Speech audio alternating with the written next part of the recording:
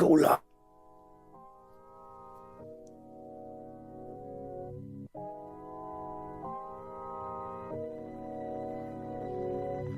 Whether you keep them in your home or love to see them in theirs, these are the creatures that bring us all together. Reptiles. We're going to be delving into the experiences of reptile lovers from around the block and around the world. This is the Reptile Talk Podcast.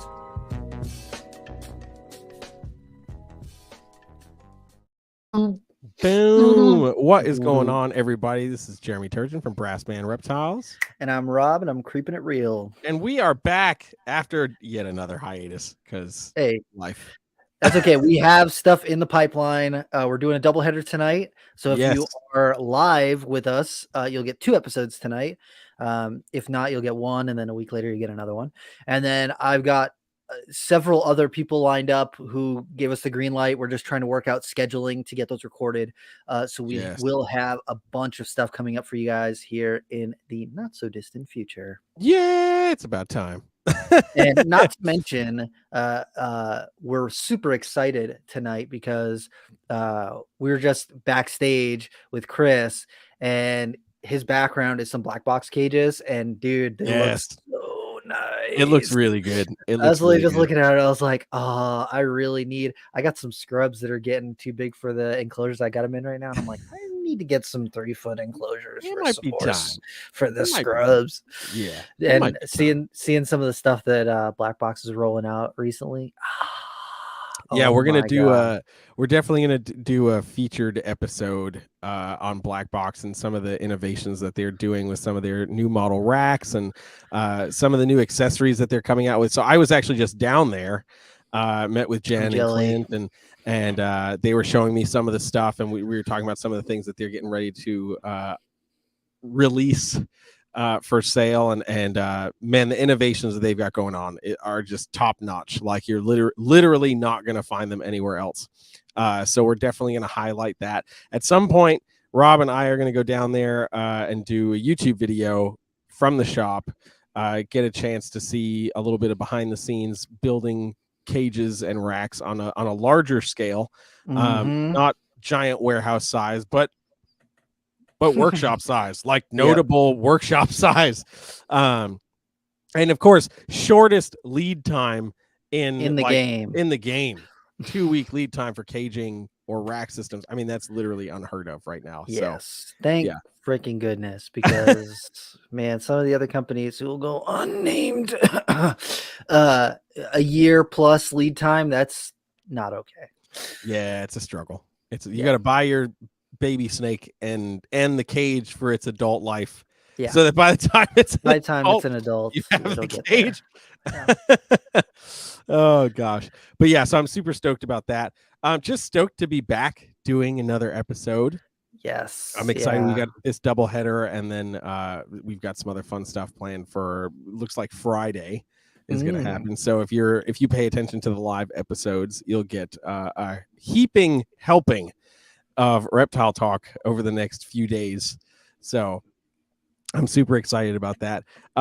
So tonight we're talking about snakes that oftentimes are unspoken of. Yes. Yeah, the most underappreciated genus. In the hobby. Well, maybe not the most underappreciated, but one of the most underappreciated. Definitely one of the most in the hobby.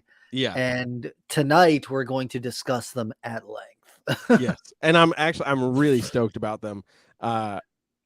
From us coming up north where there's really only one species to moving down south to seeing multiple and taking trips to Florida and stuff and seeing some of these awesome other species of them out in the wild. It's going to be cool to really kind of dive in. And we're talking about Nerodia. Nerodia.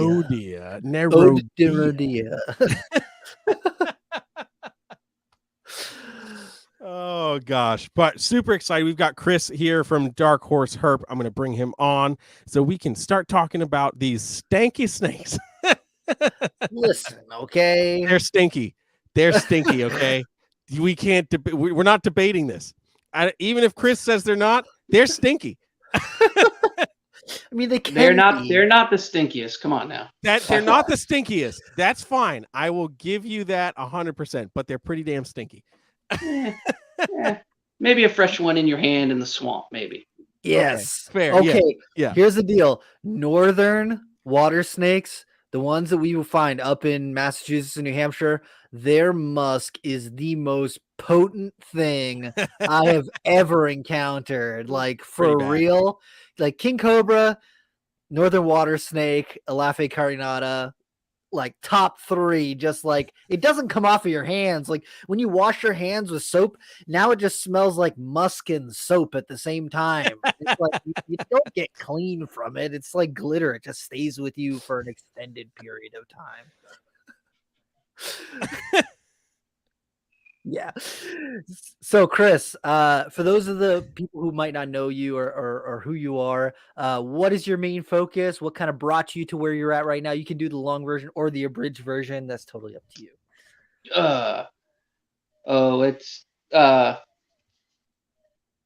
I'm kind of just working with stuff that I liked as a kid and looking daily at species that I like to see in the field because I like going field herping.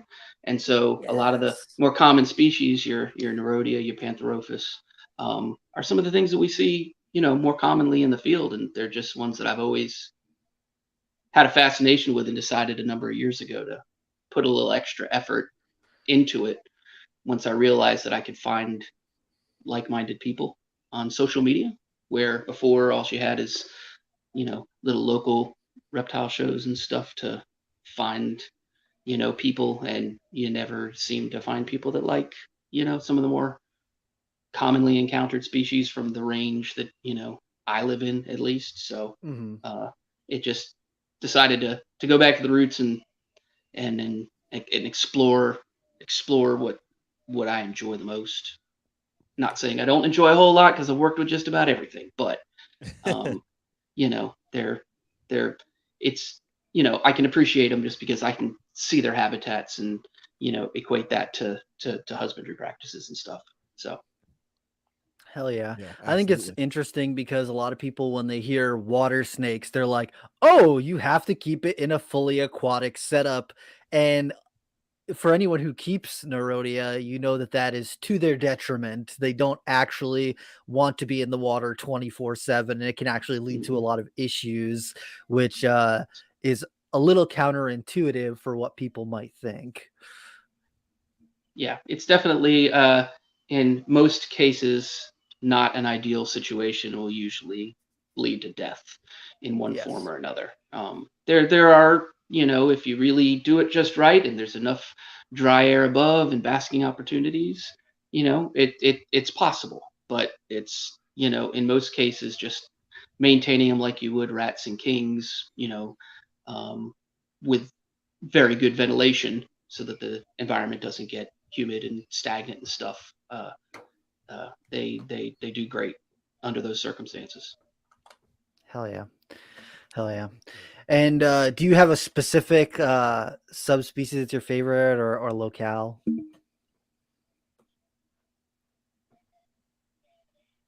Did we lose Rob? Oh, no, I was just saying, do you have a favorite subspecies or locale? I mean, Nerodia fasciatus always been a huge favorite of mine. I was working with about, trying to remember what I was kind of working with, maybe 13 or 14 different locales across the 3 subspecies. I ended up putting loner groups out with a group of about 5 friends that are all diehard Nerodia guys to help try to keep the populations going if possible. I just didn't have enough room to keep everything that I wanted, but I was able to get my hands on stuff through field time and a few good friends along the way. So I've got a really good crew of the lowest of the low. Let me see if I can get this in front of the camera. The lowest of the low. It doesn't get any lamer than that, man. We got a good tight crew of guys that love their Nerodia, and Nerodia fasciata has definitely always been it's the common water species that I came across growing up in Central Florida. So it was, And once I started getting out herping away from my immediate area as I got a little older, I was able to realize that the variability within bandeds in general is just phenomenal and intriguing, and nobody really put much effort into working with them and understanding them and how their ontogenetic change works, how their phenotypic inheritance works, all that kind of stuff. And so I was like, you know what, I'm going to do this. I'm gonna work it, and I'm gonna make it happen. And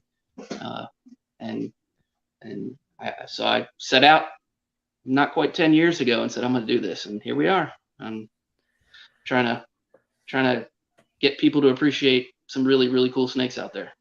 Hell yeah. I think that one of the things that Nerodia need is just like a really good PR push for them, because they're really cool snakes. Like, one of the things that I find that people like in reptiles in general is just stuff that has really textured scales. And if you've ever held a Nerodia, a water snake, in your hands, they've got these like almost dragon scales on them. And it's, even when they're small, the scales are just so heavily textured to help them move through the water. It's if you can get them into people's hands, if they can get a chance to see them up close, I think it would give people a little bit of a better appreciation for them. And then also, just like, a lot of wild water snakes are not going to be super thrilled with being picked up, but working with them in captivity and captive bred animals, you can start to get closer to an animal that is more okay with being handled. They might not be like your ball pythons, but they're much more tolerant of, being handled. And they're most of my bandeds and even my mangrove salt marshes, they're better than most of my rat snakes I keep. They're just way more laid back, tractable. You go up to their cages, they're coming right up to you. Some of them are shyer than others, and certain species are naturally shyer than others. But I've been really drawn to like the bandeds and the salt marsh snakes, and they're just really, really just outgoing, easy to deal with snakes for the most part. There's always some individuals that, and a lot of times males, especially, maybe not quite as, outgoing and eager to see somebody, but I can grab any of my bandits and stuff and just pull them right out and hold them just as I would any of my rats or anything. And they're just way more laid back. In fact, even a lot of my wild caught breeders along the way. I mean, you give them 2 or 3 weeks and get them eating, and they're just as chill as can be. Yeah. It's very interesting to me, because the ones that I was dealing with up in like Massachusetts and New Hampshire were very quick to bite and ask questions later. Yeah. And then Jeremy, when we just went down to Florida, we were picking banded water snakes out of the water, and not one of them tried to bite us, and most of them didn't even musk us, which is like, was mind-blowing. Polar opposite. It's completely opposite of the ones that we got. The ones that we got up north are like war-torn and angry and like bitter. They're just like New Englanders. And then the ones in Florida are like, whatever, everything's cool. It varies a lot across the range and from species to species. Like, even with bandits, like, your Floridas are way, way better than your stuff farther west. You get out and cross, like, I've noticed, kind of like the Mobile Delta. Once you kind of cross that and start heading towards the confluence range, like, your temperaments go downhill really quick. Like, I always say, like, your more eastern localities are the most laid back, and it slowly gets worse as you head west. But some of mine, now that I'm getting, like, I'm out to F2 on some of my broads, they're better. They're better than their ancestors were that, started some of the population. But they're, in fact, I've even got one, my Chambers County, Texas, still working with the original wild caught trio of adults, and the male's squirrely, but he lives with 2 big females. So it's kind of understandable. And those girls are, especially the bigger girls, got to be 10, 15 times bigger than he is. So, he's a little squirt compared to the girls. And so, and they're very dominant, very, eager to eat at any motion that's even brought close to them. They think they're going to get fed. So, but they're super handleable and tractable, as once they realize that you're not going to give them food, then they're like, this is fine. Easy peasy. Mm-hmm. I think it's to be stated that I have a very special place in my heart for confluence for the broad-banded water snakes. When I saw some pictures of those things, I was like, oh, something deep in my soul is stirring right now. And I need to see. I haven't gone to Texas to see them yet, but if there was ever anything that was going to bring me to Texas, it is those water snakes, because just looking on iNaturalist and like on Instagram and like some of the other things, areas where I've seen people herping, and some of the stuff that people are finding, these broad-banded water snakes look like just insane. They're like dark contrast with these bright red and orange flames up the sides, and and like, don't get me wrong, there is a lot of variation within the broad-banded water snakes, the confluence, and they're all cool. But just seeing some of those bright colored ones, I'm like, oh my goodness, why have these not, like, people look at Okatee corn snakes and they're like, these are the best things ever. And it's like, some of those confluence are just as bright as Okatees, and they stay smaller and they've got more contrast. So I don't know. Some of those females will outweigh an Okatee in a heartbeat by a long shot. Oh yeah. By a long shot. I mean, my big Chambers girl, she's probably bigger than my Brasorias. I mean, she's got to be pushing 5 pounds, and she's an easy 4 foot. She's enormous. She's as big as my forearm. I mean, she's a beast. Jeez. And gravid right now, so like she's even bigger at the moment. Man. So now I'm having like imaginatory flashbacks, Rob, to playing with northern water snakes. Imagine a northern water snake that big and mad. Bro, they do get big. They get big up there. That I went to, there's one place, I'm not going to say where it is on here, because this is like there's a campground right in the area, and all the people at the campground who come there every single year, they know this water snake, and they've named it 5 o'clock Charlie. And I am not kidding you, man. This female northern water snake has to be pushing 5 foot. God. She is like, I'd be holding her and she'd almost be touching the ground. I'm 6 foot tall, and she'd almost be touching the ground, man. Huge, just like massive, like one of the biggest water snakes I've ever seen. Like the Diamondback are like the closest that I've seen to get close to that size, but hands down the biggest water snake I've seen. And it just like cruises through the swimming area of this campground, and everyone's like, oh, well, it's right around, sunset. It must be time for that snake to go out for her nightly hunt. So she comes meandering through there. All the campers know, they just let her do her thing. And I've had the pleasure of catching that snake a couple times and being lit up by that snake several times. And it's just like, I don't know. It's so cool to see a water snake that big, just like just trucking through the water. Like nothing's gonna stop that thing. She's just on the move. Yeah, it's a tank. Sheesh. Nah. Kudos to you, Rob, for getting lit up by that. Hey, you gotta do what you gotta do sometimes. This is fair. This is fair. I want to do a quick shout out, because I don't know if you remember, but there was a real young kid who had come to Nerd on the tours, and his name was Caleb, and his family's British. Oh, yes. Yeah. So I just talked to them today, and his mom sent me some pictures. He was at a lake catching water snakes today, and the kid is this tall, and he's got water snakes that are like as tall as him, and he's just holding it like, yes, this thing's amazing. And apparently it had eaten a bluegill, or what is it, a sunfish, and the spines had gone through the skin of the snake. So his mom's like, there's like a thing on it, and he's like, oh yeah, it's got like spines sticking through its rib cage. And I'm like, I have seen water snakes with some big meals in it, and sometimes they get eyes a little bit bigger than their stomach. That one's like, doing it. We're doing it. We're going full send. I'm just going. But she sent me a video of him, and he's literally just like, and it did not bite him. She's like, he never gets bit. He just goes in there, picks him right up, awesome. And he never gets bit. I'm like, dude, this guy, he's channeling my inner child. And like, he's got it. I'm so pumped. Heck yeah. So, Chris, do you still do a lot of field herping for Nerodia? Where are you at with that? I don't get out as much, just life and work. I don't get out as much as I was, but Yeah. and mostly also a lot of my interest takes me out of where I immediately live because Yep. species around here, they don't do it for me like bandits and stuff do. So I don't get Yeah. out as much.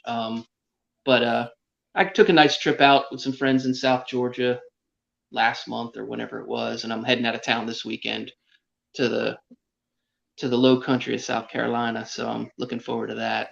Ooh, hell yeah. Yeah. Any target species? Like what are you hoping to see out Nothing there? really. Habitat more than anything. Snakes show up. Okay. Snakes show up. That's usually my goal more than anything. You can't make snakes show up. You can't make the weather work. Can't make the moon phase be right. Any of that stuff. So get out on some new turf, see some cool habitat, and snakes show up and got something to take a picture of and solid. It's a good weekend. Heck yeah. Hell yeah. I'm with that. From New England where there's just the one species of water snake, just the northern water snakes, down to here where we've got like 3-4 like regularly seen species of water snakes in this, within a 40-minute drive of where I'm at. It's so interesting to see the variation because we have a couple locales or a couple areas around here that have got these like really, really red water snakes. And then I was looking at distribution maps and like in some of the older books I was looking at, it said that like Midland water snakes don't really come out this way, but then I'm seeing water snakes that look just like Midland water snakes. And then I'm also seeing some of the northerns and plain bellies and like all sorts of stuff. Yeah. Yeah, there's definitely some Midlands that range up through into central, North Carolina vicinity. I haven't paid attention to range map to see really where it is before it phenotypically turns into full Cypodons, but I know they have a nice little strip that runs up through Georgia and South Carolina and kind of in the right at the fall line kind of vicinity. Yeah. Yeah. That's one of the common species we have here is Midlands. If you're going to see a water snake, more than likely it's going to be a Midland. And then we got yellow bellies and diamondbacks, and then all the little guys like your Liodides species. There's plenty of those, but you really got to go out of your way to find glossies and all that kind of stuff. We see them on occasion around here, but it's usually got to be a particular weather event to make those guys come out and be seen. Be moving, be doing something. Yeah. One of the spots that I go to regularly has like 2 or 3 sections where we pretty commonly see queen snakes, and I had not seen them just out and about, and it's so unusual because like I can go there pretty consistently and see at least 1 or 2 hanging out. And Kristen and I went out to the spot the other day and we found 2 queen snakes, a male and a female, and a northern water snake, all in this one little area. But nobody was out basking. It was like a cool day and the sun was out. So I was expecting to see stuff like out on the rocks, kind of, soaking it up a little bit. And we went out kind of earlier in the day and not everything was hiding. Everything was under rocks that day. It was just like so weird. It's been a weird spring though. Like we've been super mild here. Like we should be cruising up in the mid 90s already. And like, I don't know that it got above 70 here today. It's been silly. It's been raining a lot. It's been, it's been a weird spring down here for us, which I've seen odd breeding behaviors with some of my animals and, stuff that ovulated and then didn't take and stuff like that. You just, every year's a different thing. Yep. Yeah, we had a really mild winter this year. Last winter, we got a couple snowstorms, which I hear is pretty common for down here. This year, I think we had one time where I saw snow coming down, but it didn't stick or anything. Yeah. And that was it. And we got like a week of really, really cold weather. But aside from that, we had a super mild winter. I was finding herps throughout the entire winter, like literally every single month we were seeing things. The only month we didn't see stuff was December, but aside from that, every other month we were finding stuff. And we had a real mild winter here too, except for one hard cold snap, and that was it. Yep. Yeah. So it just makes me wonder, like, how that's going to affect our snake populations, because one of the things I work in, like currently I work in pest control, and this spring has been brutal for mice. Like, so many people end up getting mice in their house, and my thought process is this winter was so mild that the mice didn't really have to go into a full hibernation. They were able to breed throughout the winter time, and then when spring came, disperse like a big population boom, and they just end up getting into people's homes. And I've seen so many mice, and I don't know if this has anything to do with it, but I've seen more rat snakes this year than I saw last year. That it's probably not a direct correlation, but they're out and they're moving like a lot more regularly. Yeah, I've seen a lot of the guys up your way too, finding a lot in their neighborhoods and stuff. Lots of black rats and stuff, pretty heavily this spring so far. Yeah, it's pretty wild. And you work with some rat snakes too. What sort of stuff are you working with for rats? I've got just like 6 localities of yellow rats. I've got probably 4 localities of gray rats, 1 black rat locality. Got Gulf hammocks, Louisiana locale, Texas rat, Slinsky rats. What else is in there? I've got some Okeetees. I've cut back pretty heavily on my Guttatus projects to allow for room for other things, mostly for my Okeetees more than anything. Let's go. Yeah. I've got some. I'm really enjoying my Sherman line Okeetees, and I was able to breed a wild caught female in with some of that, and those guys are growing up. Those offspring are growing up. So come about next year, I'll have a lot of those, the new blood infused hunt club stock stuff going even more. So looking forward to bringing that to fruition. So I've been sidelining a few projects, or just not keeping a group of my own. And I have a close friend that I partner with on a number of rat snake projects. Some of my rat snakes are from his original stock that he collected 30 plus years ago. And I've left most of those now with him and not keeping groups for myself anymore, just to give myself a little extra room for the pending OKT stuff, and looking forward to where that's going to go in the next couple years. That just gets me so hyped. I love OKT so much. Yeah, me too. Yep. I mean, I miss keeping the different keys locales that I had, and some of the others, but there's just something about those clean, bright red and orange snakes that just, harken why a lot of us got into rat snakes to begin with. Yep. Hell yeah. And I was talking to Mike Kosicki, and he was saying that he's waiting on eggs from some of the ones that he got from you, and he's like sitting there chewing his finger. He's like excited, waiting for them to drop. And I'm like, dude, that's so awesome. I don't know.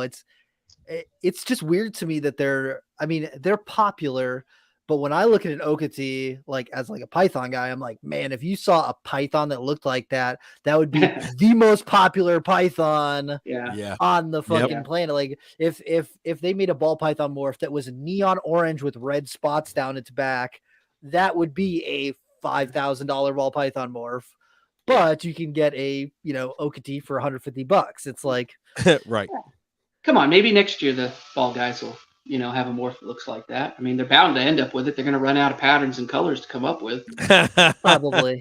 I mean, I'll be checking my friend George's table at Daytona and see if he's got any Okatee phase balls on his table. I was just making a push the other day. I was like listening to the Corn Stars episode, and they just briefly talked about Okatees, and they were talking about how like, oh, I got some that are like not hunt club line, but they're like Okatee style corn snakes. And I know some people get really bent out of shape for that about that. And I was like, that's it from now on, all non-hunt club Okeetees are now going to be called Fokeetees. Fokeetees, I saw that. Yeah, they're all Fokeetees. That's what it's going to be called now, and I'm putting it on the podcast now, so it's recorded forever. in fact, the babies I've got right now that are just starting, they're technically Fokeetees because I can't prove the male that produced my pair it's not traceable to my knowing. The female was a Sherman female.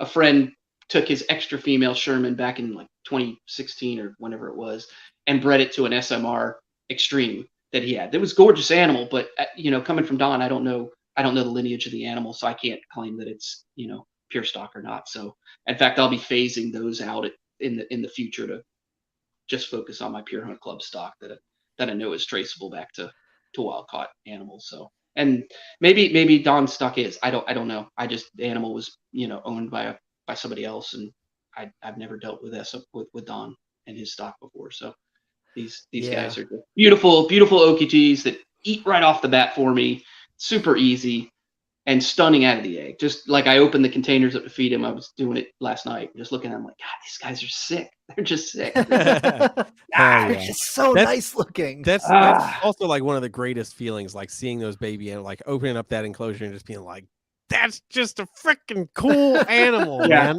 Mm-hmm. Yeah. These guys mature out a little bit redder than what my ideal is, like what I get out of my pure hunt club stock. But I mean, you can't deny they're beautiful by any means. They're just these little 13 little babies I've got. They're all eating. A couple of them already got a couple meals into them already now, and they're just they're just glowing. I can't wait for my Sherman clutch to hatch, and I don't know how much longer. A couple more weeks. I'm probably halfway through on that clutch before they hatch, and I'm eager to see those little babies pop out too. They're never quite as bright as the others, but boy, they mature out better. For what I like. I like a little more contrast, blotch to background, and a little cleaner colors, and so that's what some of those animals look like for me. And I'm not a heavy blotch person either. I don't like those heavy borders. I like it. I just like it to break it up and have a nice color contrast. But it's the stuff that I should start producing next year are going to be bangers. These 2-year-olds that I've got now are just ridiculous. Yes. And they're right on track to be ready next year. So they should be good. Maybe I can give my Sherman female a break next year. Heck yeah. So do you brewmate those or no? Yeah, I have been. It's amazing. I've got a lot of animals that when I hold them off to give them a break, they still go because I cohab almost all my stuff that I breed. And so like I had a couple things this year, a couple waters that didn't do anything. The females ovulated. I could tell they ovulated, but I didn't end up getting anything production-wise out of them. And yet I had 2 groups of bandeds go that I didn't cycle. They were cycled. They just weren't cooled. They were cycled to photoperiod humidity changes in the room, just from what they get exposed to from a window. And the heat comes on, so the humidity drops in the room by probably 20 or 30%. So they get cycled, but I'm probably going to be doing some modifications to how I cool and what I cool going into this next fall, and might just do a little less in the fridge and a little bit more left to be, so to speak. Because I have to get to the point now where in order to give stuff a break, I just got to separate the sexes up in order to keep them, let them get some size up so that they can't breed. Yeah. Right. Like my yellows. I didn't breed my Seminole yellows this year because they just kept breeding no matter whether I cycled them or not. So I got 2 girls sitting out here in a display cage, and the 2 boys are bumped up together in the snake room. And everybody's getting nice and big and fat and finally putting size on because they're not having to produce. Right. Dude, hell yeah. Is that so? That's what's in those black boxes behind you right there? Or is it something else? Those 2 have Russian Bergeri in them. Oh, cool. Corrals. If I get my pointer, that top cage, damn it. There, that one. I'm glad I'm not the only one that has that problem.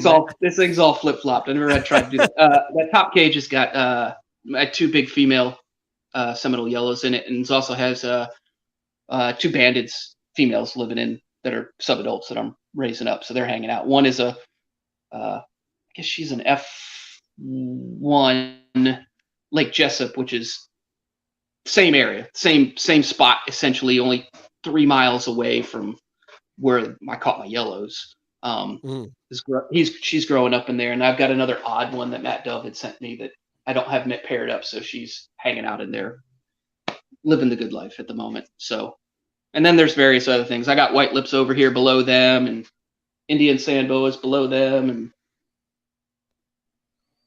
black Russian sand boas, more Indian sand boas. Most of my tropical stuff is all out here, and some new cages for some new pickups I'm getting this weekend. So I'm getting those cages cycled and temp set and all that kind of stuff, because I'll be picking up a couple of snakes when I go to South Carolina this weekend.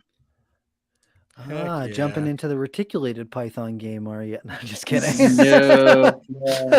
Can't keep those in the state anyways, but no. I've worked with my share of big snakes, and it's not my cup of tea. We raise and show dog, so I'm not keeping big snakes around. It's kind of like having hot snakes. There's just too much liabilities and chances, and a big Burma retic would eat one of my shelties, so that's not going to happen. Fair. That's fair. I think that the idea of a big snake is cool, and then until people actually have big snakes, they're like, wow, this thing is a pain in the ass. Yeah. I worked with yellows and berms enough in the zoo field that I got that out of my system. I don't need to do it. Although some nice big scrubs have always called my name for decades now. Just never gone down that road. Just never say never. I know. I don't even know what the status is on them in my state. I don't know if they're lumped in. I don't think they're lumped in with the other ones. With the other ones we can't keep, but I don't really know. But wait, yeah, I mean, God, you can't. You can't. No, I'm in Alabama. Alabama, okay. So they ban all sorts of stuff around here. I can't. Yeah, I don't think they are. I think just the rocks and berms and anacondas and all that's retics. Yeah, I think those are pretty much just in it. But I hadn't really paid attention to it because it doesn't apply to me. I pay attention when they ban the king snakes and crap. Right.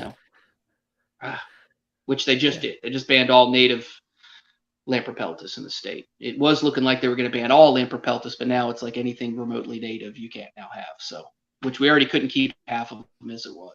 So, is what it is. Ridiculous. Yeah, and no licensing. No, you can't have it. You can get a permit for one if you prove you're doing enough educational programs. And I'm not social enough to make that reality. So, just want to work with my snakes. I can't even keep Gulf salt marsh snakes here because we have a teeny little bit of range on the coast, and despite having a range from Levy County all the way to Corpus Christi, we have a little coast for Alabama, and so we can't touch in the state. So, is what it is. I can't do anything about that either. Good Lord. Yeah, that's right. I got enough mangrove salt marsh snakes to keep me happy. Not really, but whatever you got to tell yourself to sleep at night. That's right. Yeah, what I tell myself is there's still a couple spots along the range that I don't have. I'm not working with and I haven't seen in the field, so I'm trying to make something happen with that. Right. Nobody else going to work with them. I will. Damn it.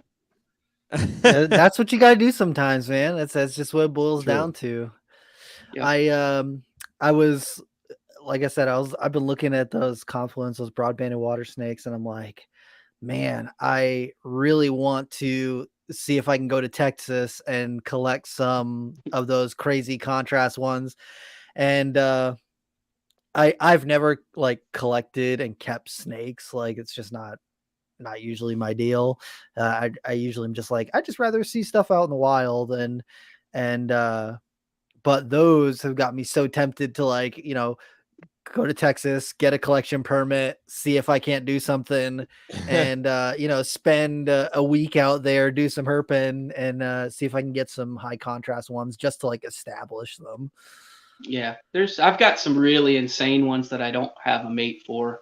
My 2 female Brazorias I've had now for, I guess, 3 years. They were like, I don't know, 15, 12, 18, 12, 15 inchers when I got them from a friend. And in fact, he brought them to me in Daytona in 2019, I guess it was, before the pandemic. And man, they're like 4 foot plus beasts now, and the most gorgeous confluence you can imagine. But I don't have a male for them, so they just living the good life and getting bigger on me.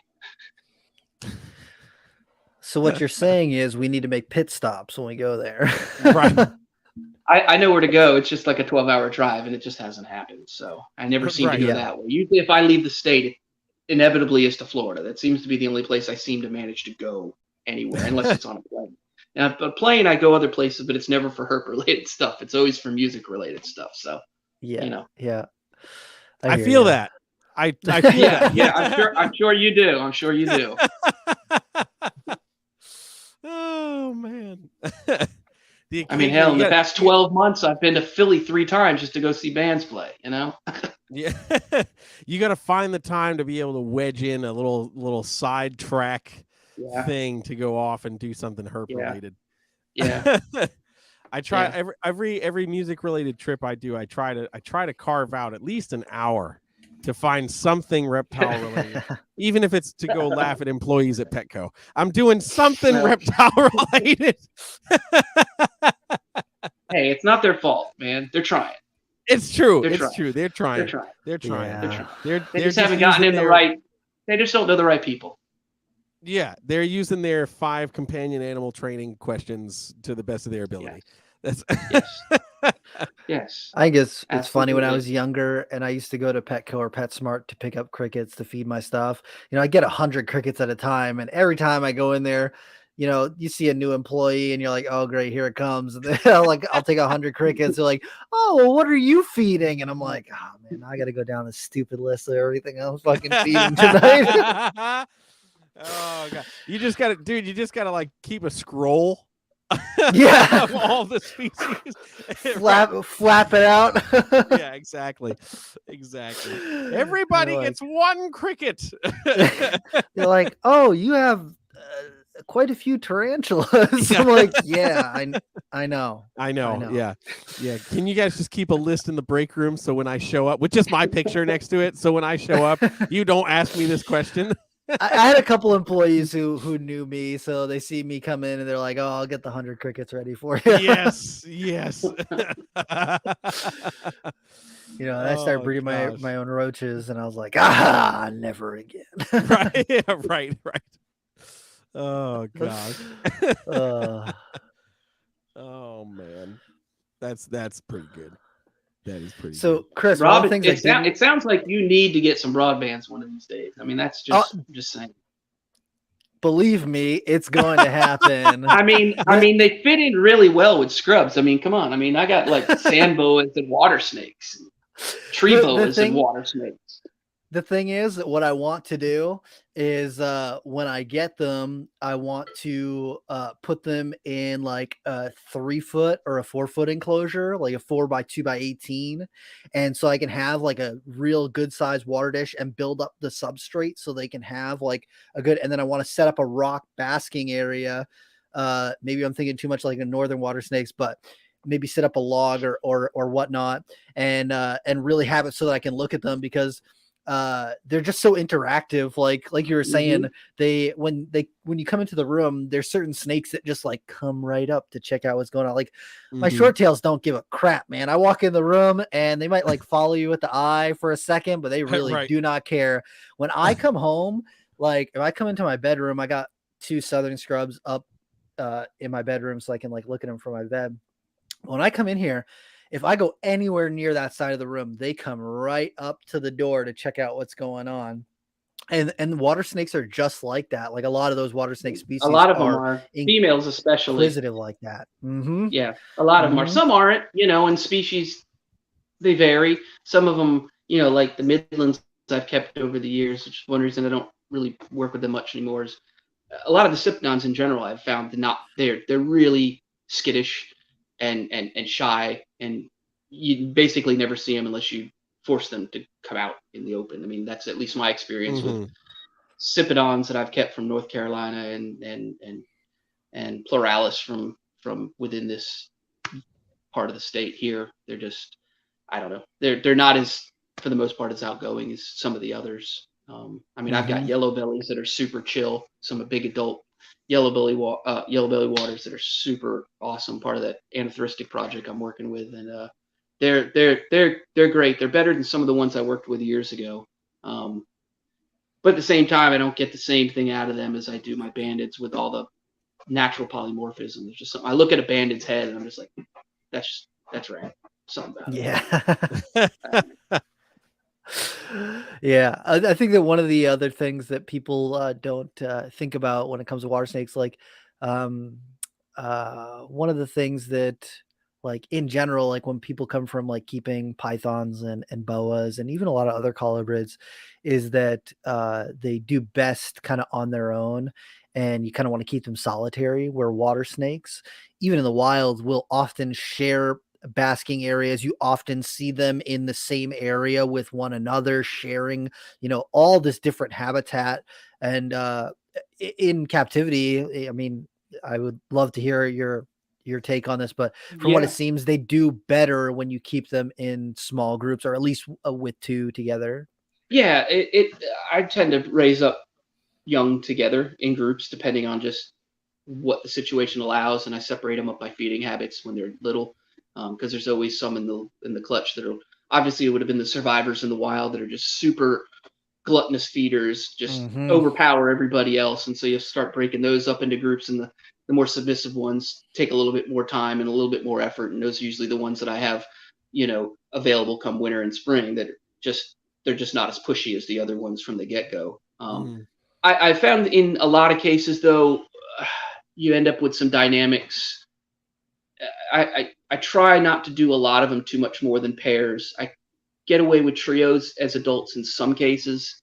I've got a few things set up in trios, but just over the years, I've found that you tend to end up with an odd man out in the group with three that just doesn't get enough food. It gets bullied, that kind of thing. Even if you don't technically see the bullying, it's obviously happening because they just end up being more submissive than the others. So I found, for the most part, trying to just keep pairs together works better. I'll raise up young in groups of 2, 3, 4, 5, depending on what I've held back or what I'm keeping, those sort of things, what I've got on hand of litter mates, and they do great. And with young, a lot of times just the feeding responses of one going and checking the food item out, and they're like, oh yeah, that's what we're supposed to do. Yep.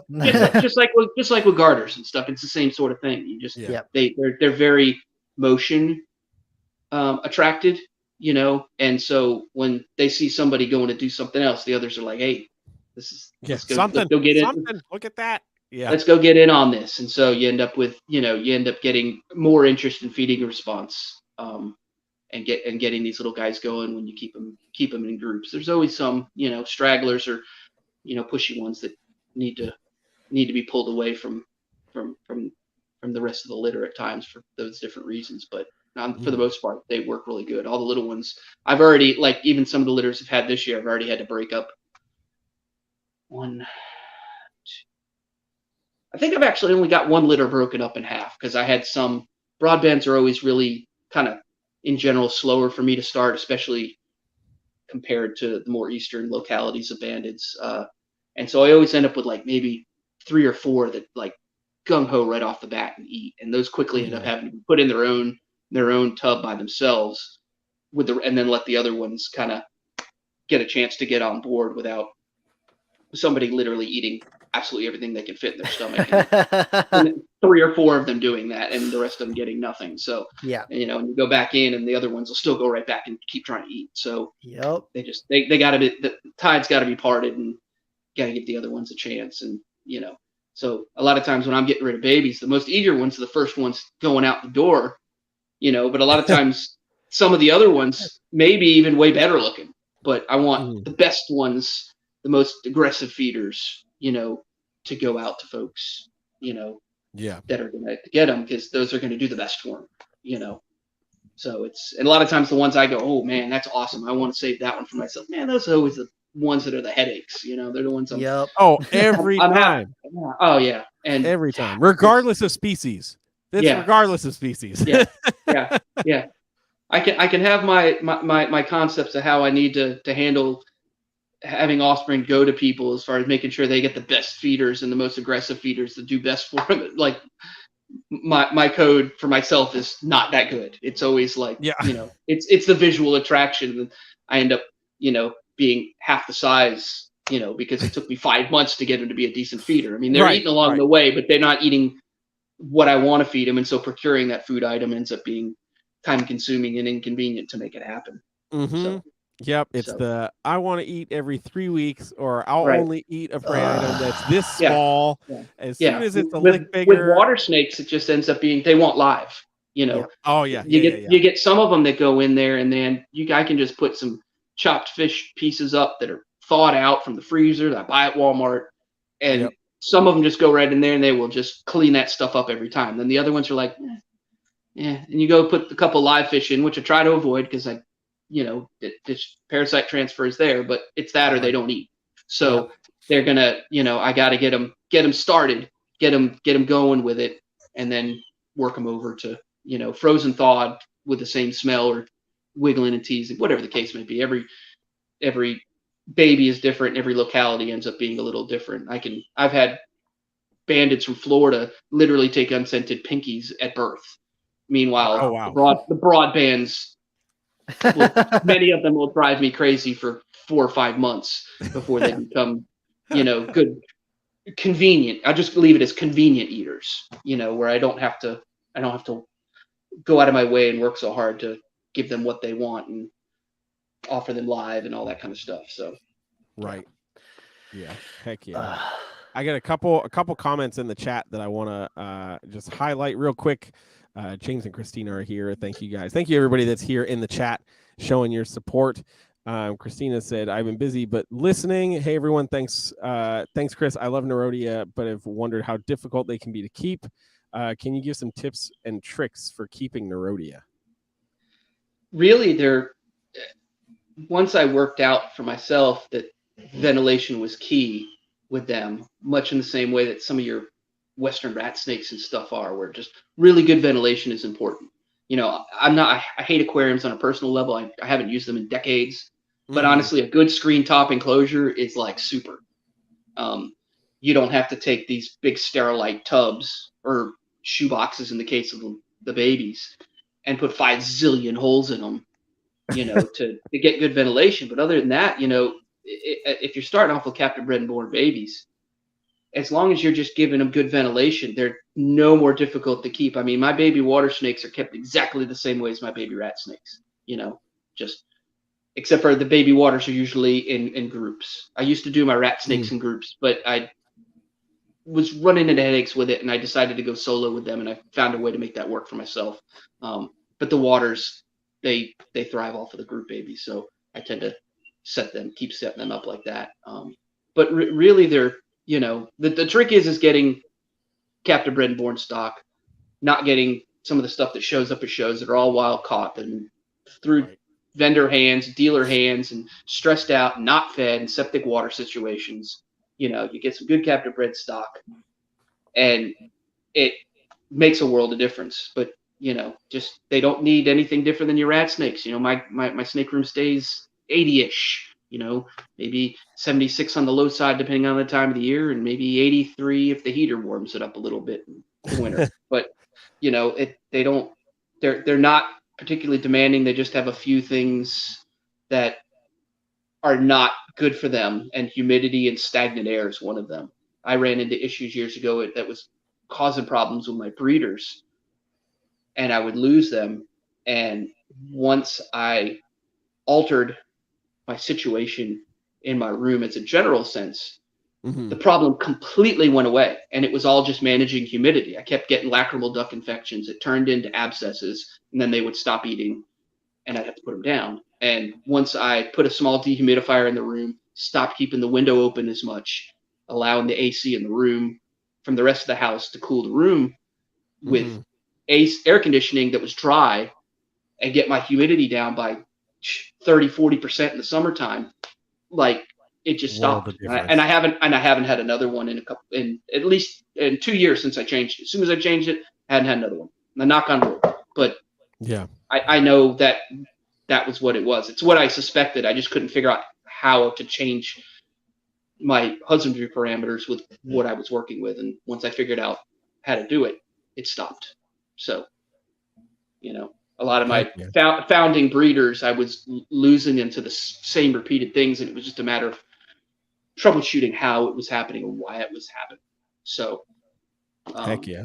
Yeah, there's a lot of those sort of things that just took, unfortunately, trial and error to figure out what it was, as with any species that people really start putting work with. I mean, people have worked with Nerodia, and even Philippe worked with banded water snakes back in the late 80s, and he was breeding albinos back then.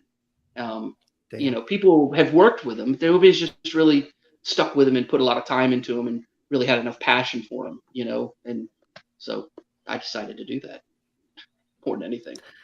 That's where it's at, man. They just need that little, it really takes one person to put the best foot forward, take a little bit of time, invest in establishing a species, and then just showing it to the world for it to really just find its appreciation in the hobby. And I think that's one of the things that you're doing, and I absolutely love that. And that's one of the main reasons why I wanted to have you on.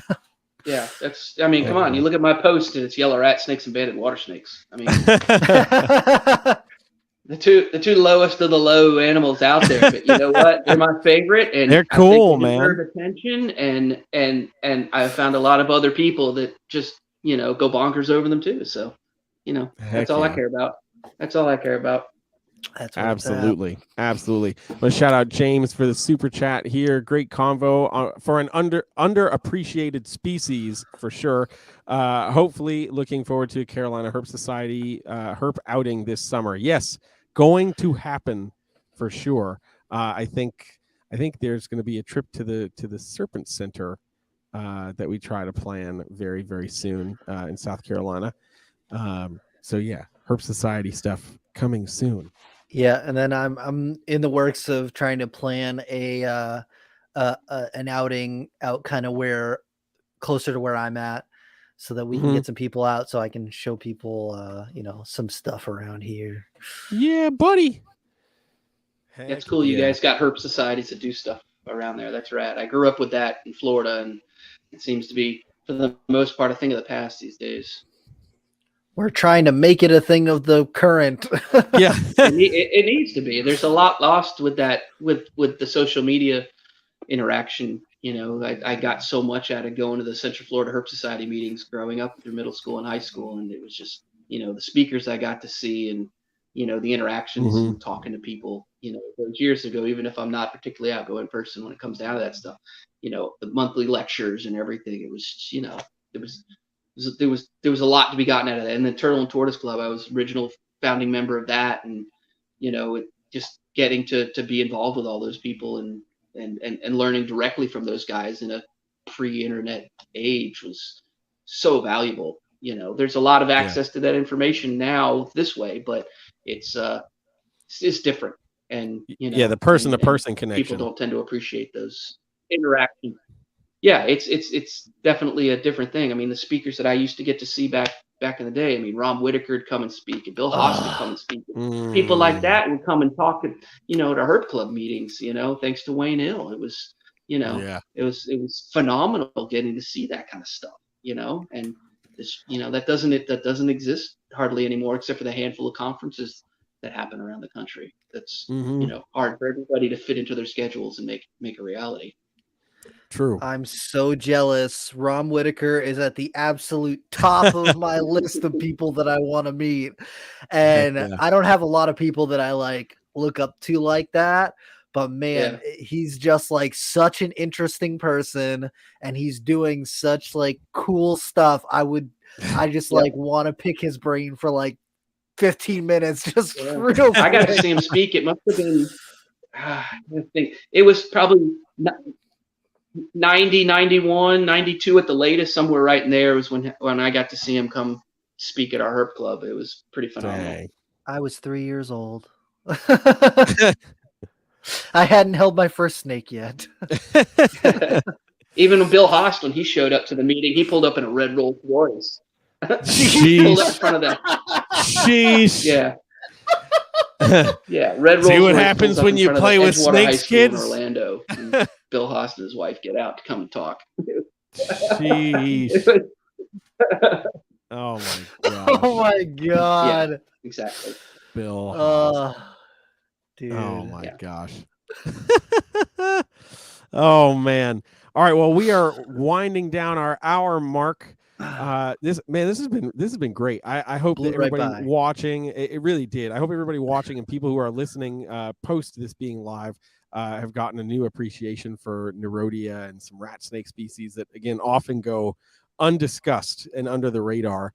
So Chris, thank you so much for joining. But before we go, we ask all of our guests one final question. And that question is, what in the realm of reptiles, be it something in your own collection, something you've seen online, wherever, what in the realm of reptiles has you excited about reptiles right now? Okay.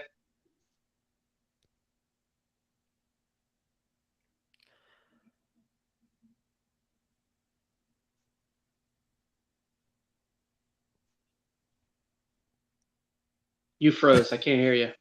Oh no, I froze. Oh, I was like, I'm going to insert Jeopardy music real quick. No, so what in the realm of reptiles has you excited about reptiles right now? Be it something at your place, something you saw online, anything. Oh, God. That's pretty random. Now insert Jeopardy music. Now. Shit. I don't know. There's so much. I don't know. I got a clutch of water snakes I'm really looking forward to coming up, but that's not exciting to more than about three people other than me. Maybe two people other than me.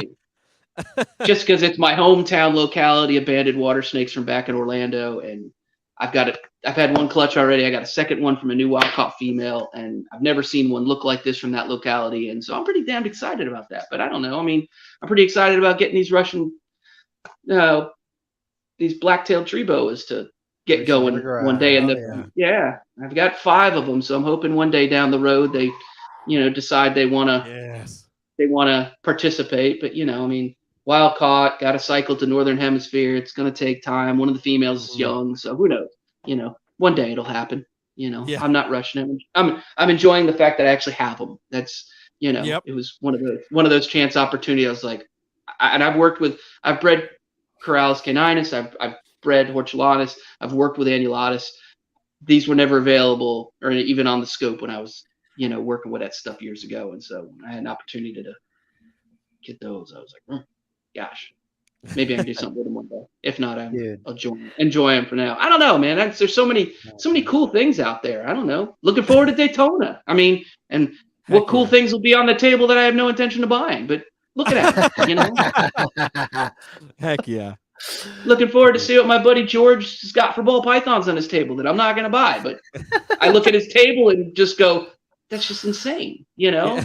Heck yeah. There's so it's not supposed to be an easy question. It's not supposed to be an easy question. I get excited about every single water snake litter I have. That excites me more than anything. Hell yeah, man. And if there's ever a day where it doesn't excite you, that's the day when you go, okay, I'm done with this. I'm on to my next thing. Right. I get so stoked about baby water. And I've only got like a couple litters to do left. I've had most of the litters already this year. A lot of them are recently born, and had a couple really desirable ones miss this year. And that pisses me off, but I can't make them do it, right? Yep. And both went last year. Didn't do it this year. They were already plenty fat. At least one of them ovulated, but nada. So, whatever. Yeah. I got babies of theirs from last year, so at least I've got some genetic reserve if things don't go right in the future too. So True. All right, man. So if people want to find out more about what you're doing, or if they want to see some of the amazing snakes that you're working with, where should they follow you on social media? Oh, did we freeze again? Yeah.